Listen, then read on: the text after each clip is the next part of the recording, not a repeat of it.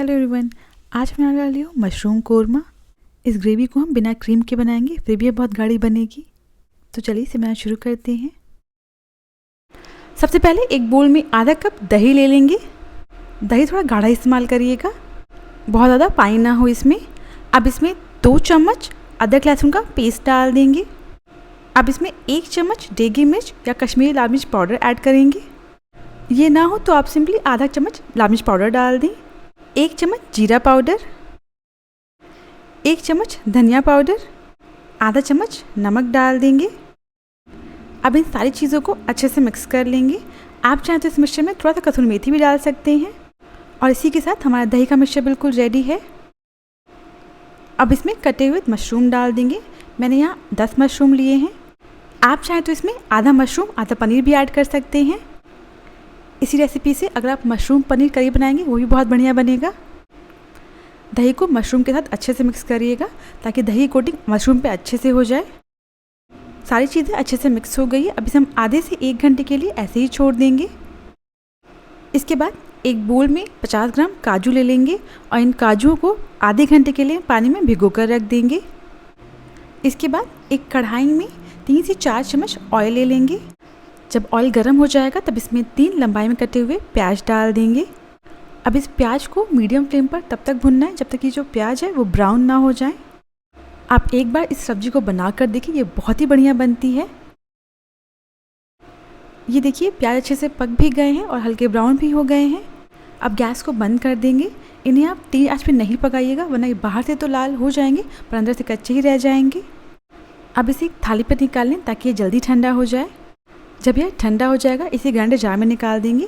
इसमें 3 से 4 हरी मिर्च ऐड करेंगे, 2 टेबलस्पून दही ऐड करेंगे और इन सारी चीज़ों को अच्छे से पीस लेंगे।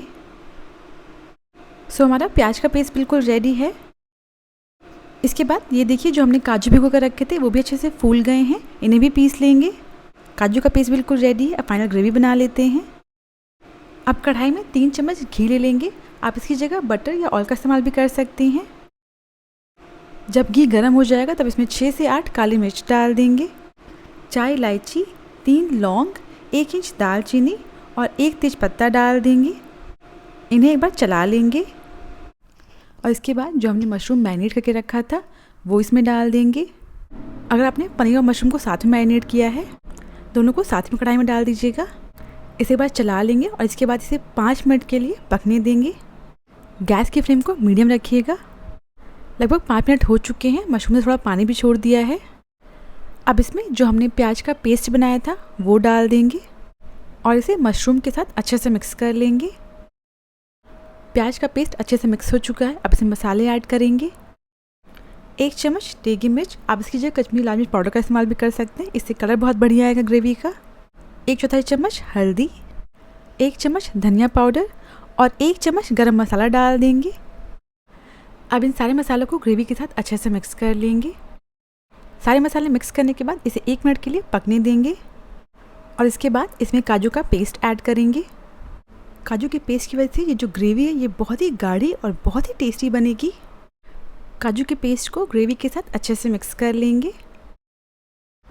आप देख सकते हैं हमारी ग्रेवी कितनी ज़्यादा गाढ़ी है। अब इसमें स्वाद अनुसार नमक ऐड करेंगे। ध्यान रखिएगा मैरिनेशन करते वक्त भी हमें नमक ऐड किया था।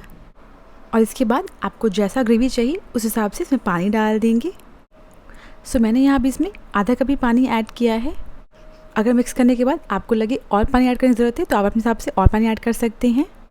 मिक्स करने के बाद मुझे ये ग्रेवी थोड़ी गाढ़ी लग रही थी इसलिए मैंने इसमें आधा कप पानी और ऐड किया है। आप देख सकते हैं ये ग्रेवी अभी भी काफ़ी गाढ़ी है। अब इसे 10 मिनट के लिए ढककर पकने देंगे। बीच में 1-2 बार चला लीजिएगा इसे। 10 मिनट बाद ढक्कन हटा देंगे। अब इसमें 1 चम्मच हाथों पर क्रश करते हुए कसूरी मेथी डाल देंगे और इसे ग्रेवी के साथ मिक्स कर लेंगे।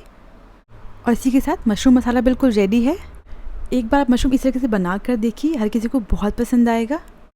लास्ट में इसके ऊपर धनिया पत्ती डाल देंगे। आपके पास धनिया पत्ती हो तो ऐड करें वरना स्किप भी कर सकते हैं। ये देखिए बहुत ही बढ़िया गाढ़ी ग्रेवी बनी है और ये बहुत स्पाइसी भी नहीं है, बच्चे भी इसे बहुत आराम से खा सकते हैं। अगर आपको रेसिपी पसंद आई हो तो प्लीज़ मेरे चैनल को सब्सक्राइब करना ना भूलें।